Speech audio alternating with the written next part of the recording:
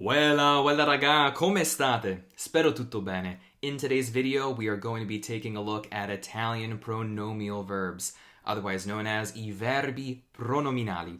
Without further ado, let's just go straight to my digital whiteboard. I'm using the app Notability. Verbi pronominali. I like to use this app, not sponsored, just an app I like to use. So yeah, just wanted to show you guys how I use it. And let's just get right to it. So, verbi pronominali. Verbi pronominali. These are called pronominal verbs in English. Pronominal verbs. Now, what even is a pronominal verb? Let's begin with one that I'd like to talk a lot about today, which is Andarsene. And also, guys, I'm going to be referring to the blog post that I've written and prepared ahead of filming this video. So if you basically would like to check out a transcript and kind of everything that we'll be going over today, check out the link in the top line of the description to head over to my blog. And yeah, you can see everything typed up that we'll be going over today. So we have andarsene. This is what we call a pronominal verb. For example, I want to just go straight into an example and then we're going to back into it, okay? So andarsene means to go from somewhere. So think of, it's very hard actually to speak and type at the same time, speak and write at the same time. Think of this se, ne, as adding the meaning of from somewhere. Now, because andare just means to go, but if I'm talking about going from somewhere, you can actually use a pronominal verb. So let me give you an example in a phrase. Let's say we're at a party, but it's getting late and you want to go. You may be inclined to say something like this to one of your friends. No, grazie. Ora me ne devo andare. Si è fatto tardi. Si è fatto tardi. I'm going to show you another version of this sentence. No, grazie. Ora me ne vado. And then the same thing. Si è fatto tardi. So let's explain essentially what this means. So this means no thank you. Now I've got to get going. Now I've got to go. It's gotten late. Now I have heard from some of my friends across the pond that gotten is more of an American thing. Let me know down below in the comments section if that is indeed true. I have found that very fascinating, that maybe you just say got instead of gotten, or gotten is acceptable, but it's viewed as more of an American thing. Fascinating stuff, so let me know down below in the comments if you're aware of that. Anyway, I wanted to show you two versions of this expression. So we have me ne devo andare and just simply me ne vado. We are mostly going to be focusing on these kinds of phrases today, just the me ne vado, because this directly comes from andarsene. But I just wanted to show you examples, two different versions. I don't do that too often in my videos. I do that more in Weilà University and when I teach my students one-on-one. But here you have it. So if you just want to tell someone, hey, look, no thanks, it's really nice of you, you want me to stay, but it's getting late now, I've really got to get going. This sentence kind of gives you that vibe. So now that we've seen this in usage, we're going to back into this now, do some conjugations in the present tense, and then we're going to look at a bunch of other pronominal verbs, okay? Now, possibly you've heard of something like this before, but yeah. So, andarsene.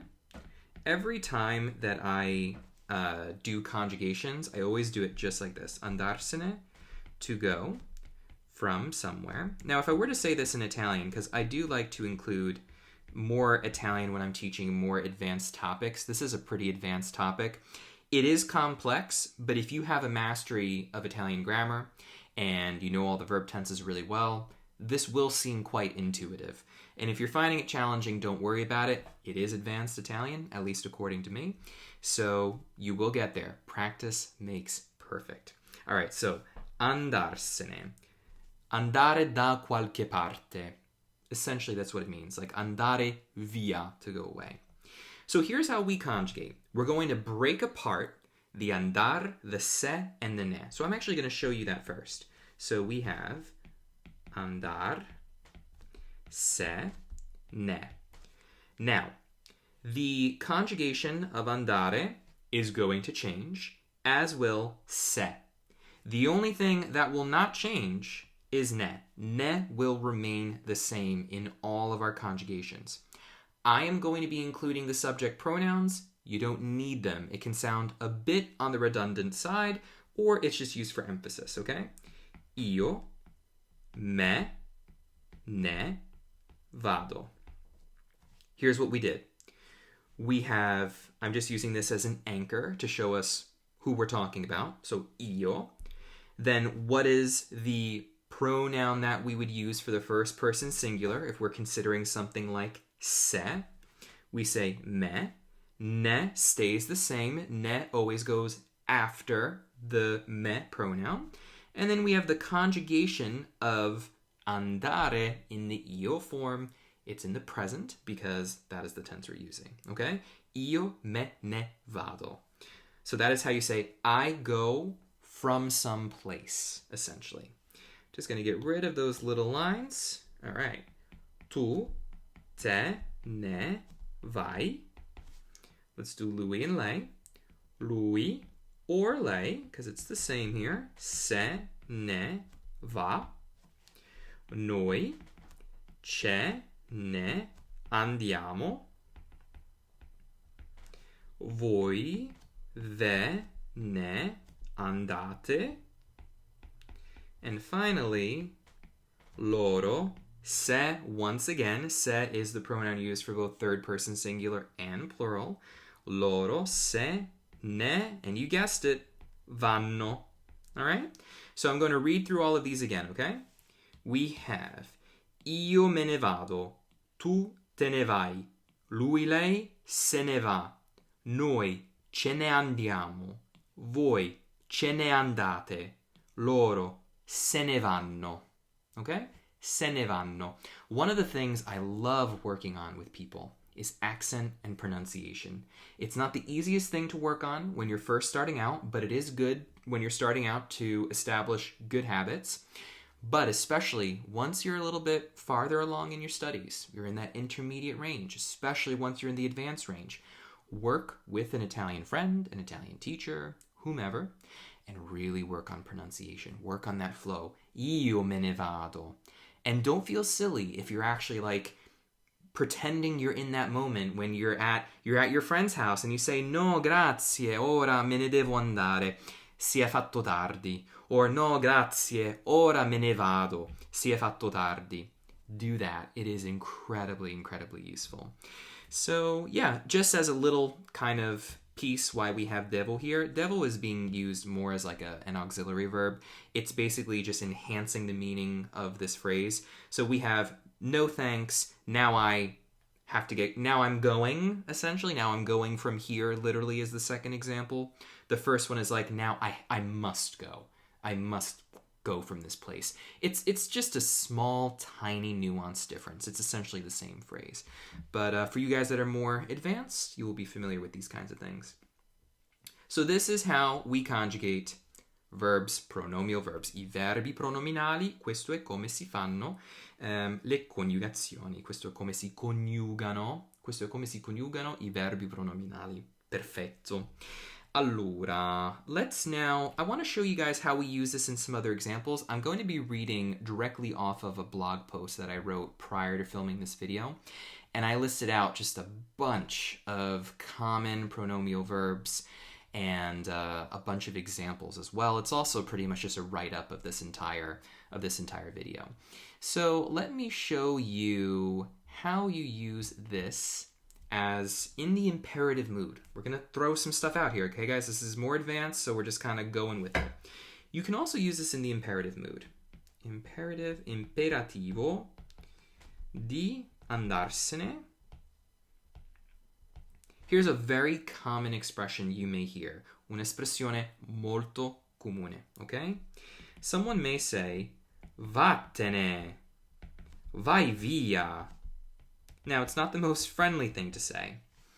Vattene, vai via means get out of here, go away. That's what this means. Now, if you were raised with Southern Italian family members, as I was, you may be familiar to the way some would pronounce it in the South. Some would call this more of a dialect or regional thing, but vattine. Ma vattine. Vattine is vattene, just in dialect. So for any of my friends out there that grew up like me, you might have heard vattine, va, before. Otherwise, it's vattene. Vattene is the standard way of saying this. Now, what happened here? How did we get to this point? So the imperative form of andare, usually for tu, is va or vai. Va or vai. Then we have noi, which is just simply the normal present indicative andiamo. E poi abbiamo voi, che si dice anche semplicemente andate, la forma normale nel presente indicativo. Va bene? So if I told you vattene, that is telling you go from here. That's why it means like scram, get out of here, okay? Vattene. And then we just add in the vai via for emphasis. I am going just to clean that up, make it bello bello, vai via. So what happens is we take the va from the tu form. Then we have the te. Now where does te come from? Well, let's just kind of scroll back up, okay? Let's just scroll back up. What did we say we did over here? We're going to separate the verb, right? We take andar, we take the se, and then what is the se going to become? Te, all right? And then the ne always stays, right? So I'm just going to backspace that. So it stays pulito, pulito, nice and clean. Va, te, ne. Oops. Va, te, ne. All right? Now, for emphasis when we're speaking, we do add in an extra T. This is standard. I'm just explaining why there's an extra T there, okay? So this becomes va, te, ne. See how that works? This is very similar to what you guys might be really familiar with. It's the fammis, okay? Like, fammi sapere, right? Fammi sapere, che vuol dire? Vuol dire let me know. Fammi sapere. I say this all the time in my videos, right? Fammi sapere, or what do I always say? Fatemi sapere cosa ne pensate, and then usually qui sotto nei commenti, right? Fatemi sapere cosa ne pensate qui sotto nei commenti. You guys let me know what you think down below in the comments, okay? Fatemi sapere. But as we can see here with fammi, we add two M's. It's for emphasis. It's standard. This is just how it's done. I would just say leave it at that. I might have mentioned this before, but with the pronominal verbs, don't think too much about it. Just kind of go with it. And I'm going to show you one of the examples that we have as to why. So if you want to tell someone, just go, vattene, okay? Vattene. What if I want to say, though, like for us, like, guys, we just got to get out of here, right? What would I say? Well, we're going to take andiamo, and let's break this down. I'm actually going to put it up here, just so you can see it right next to the vattene. We have andiamo. Now, what is the pronoun for we? Let's go back up here to our list. Ah, guarda quanto è bello. È là. It's right here. C'è. Okay, so let's throw in the c'è. And then what is the constant, guys? You guessed it. Ne. So, let's bring this all together. There's no extra letters for emphasis. Ready? Take a look at this. It's absolutely beautiful. Andiamocene. Andiamocene, ragazzi. Dai, su, sbrigateci. Let's hurry. Andiamocene. Andiamocene. You're probably like, Tom, I've never heard that before. Or, my advanced friends out there watching, dude, I've heard that all the time. I never understood why we said it. I got you guys covered. Come on. I got you guys covered. Andiamocene. That means we got to get going, guys. Dai, andiamocene. Andiamocene. Okay? So, see how much fun this is and how everything just comes together. We can use imperative mood. Ragazzi, questo è sinceramente fantastico. Io l'adoro. I just love it, guys. I really do. Now, I want to use two. Oh, you guys are going to love this. You see this all the time. I go over this all the time. All right, so we're going to use volerci versus metterci, all right? You guys are probably like, oh my goodness, Tom, I see this all the time. Okay. What's the difference? The difference is metterci, think of what it means. Metterci vuol dire to put. Well, mettere significa to put, right? Volere means to want, right? the way we're going to be using these as pronominal verbs is volerci is how much time something needs. Metterci is how much time one puts into doing something. Okay? Now I have this all also written out on the blog post. So, I'm not going to conjugate the whole thing. I just want to show you guys examples. I'm going to take one from the blog post. I've got it over here. Quanto tempo ci hai messo per farlo? Quanto tempo? Well, that is a terrible cue, guys. Quanto tempo ci hai messo? And I'm throwing out, you guys, the passato prossimo. It's what we do in advanced Italian. We're just throwing them all out there, nice and natural. Quanto tempo ci hai messo per farlo? Now, what does that mean? How much time did you take to make it or to do it? Quanto tempo ci hai messo per farlo? How much time did you take to make it? Here's the difference with the pronominal verbs that have ci versus the ones that have se, ne. The ones that have ci, we don't change the ci. The ci is the constant. Think of ci and ne being really similar. There's no other pronoun here that corresponds with a person, right? So we just have ci. So ci hai messo. I'm going to break this down for you guys, but I want to show you the response first. So the response I gave in the blog post was ci ho messo una mezz'ora. Ci ho messo una mezz'ora. Now, it's also kind of common to say una mezz'oretta, you know, like a little half hour, mezz'oretta. Ci ho messo una mezz'ora, which means I took a half hour to do this. Ci ho messo mezz'ora. So let's explain like where'd this even come from, right? Okay. If I'm speaking in the present, I would say ci metto. If I'm speaking in the past, ci ho messo.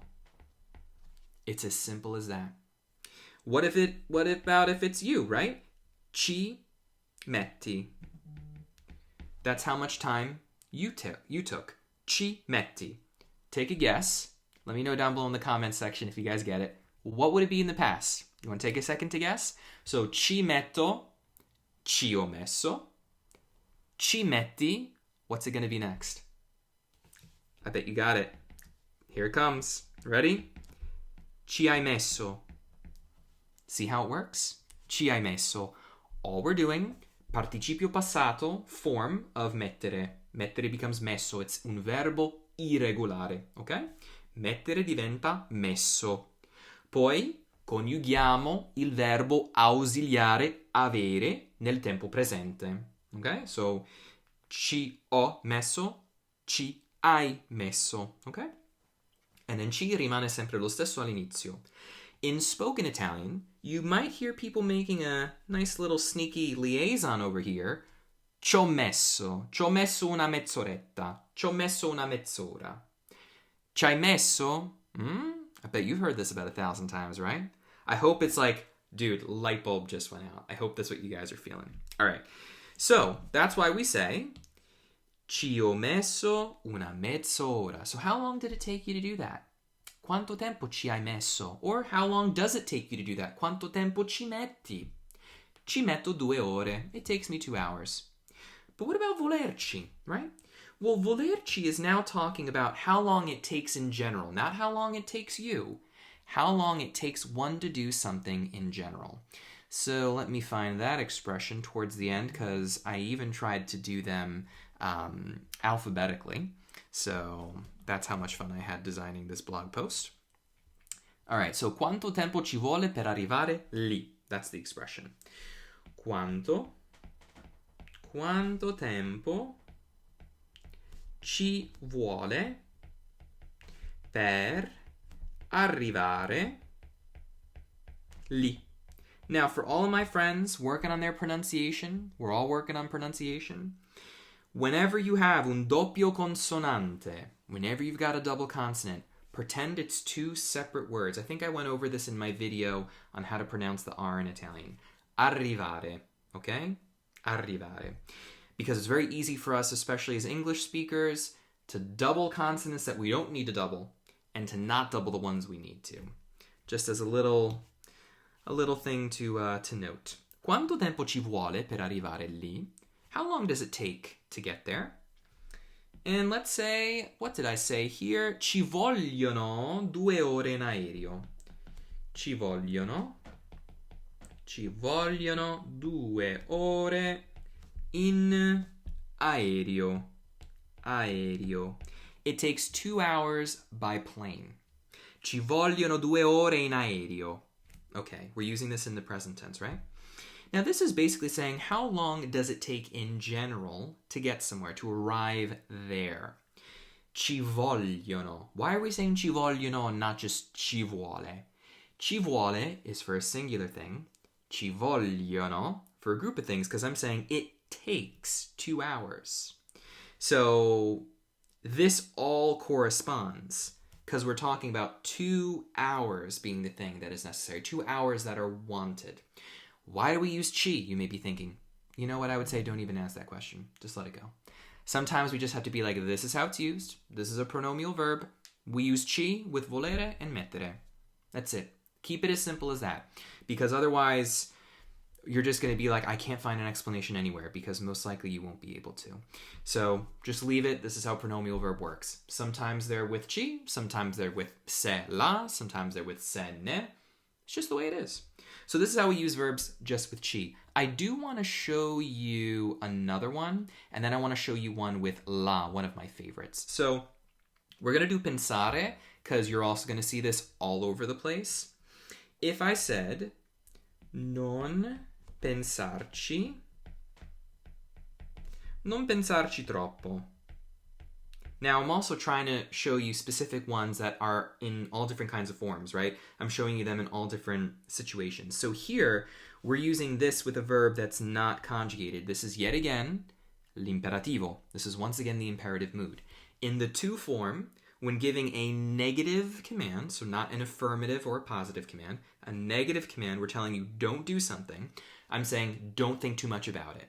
Non pensarci troppo. Mi raccomando, amico mio, non pensarci troppo. Don't think too much about it. So we don't conjugate the verb. So what happens when we don't conjugate a verb? Well, we can tack on a particle or a pronoun onto the end of the verb, right? Non pensarci troppo. Don't think that much about it. If I said, ci penso sempre. Ci penso sempre. That means I just think about it all the time. Ci penso sempre. Because I conjugated the verb, the ci goes in front. Ci penso sempre. I think about it all the time. Why is ci there? Because ci goes with pensare, pensarci. It just does. Just leave it at that. You will have a much more enjoyable ride learning these. Non pensarci troppo, ci penso sempre. All right? So if you ever see this, that's what it means. This is different from non pensare troppo. Non pensare troppo. This is don't think so much. Don't think too much. With the ci, don't think about it so much. That's what these pronouns do, about it. Why don't we use ne? Because we just don't. We use ci. Leave it at that, all right? And yeah, guys, so let me know down below in the comments section if you have any questions, thoughts, or concerns. What I would love for you guys to do is take a look at the blog post that I have linked down below. It's on my website. I would love for you guys to take some of the verbs that you see on the blog post and come back here to the video in the comments section, write a few examples. So yeah, I hope you guys like this video. If you'd like to see more videos on pronominal verbs, let me know. Hope you liked it with the lavagna digitale. Hope you liked it with the digital whiteboard. I think it's just a great way to exemplify and to demonstrate how these are used. I had a lot of fun like always, and that's pretty much it, guys. If you are new, welcome to the family. Be sure to subscribe, hit that notification bell, and that's it, guys. So always remember to spread the love, and I'll catch you all next time. Ciao, ciao!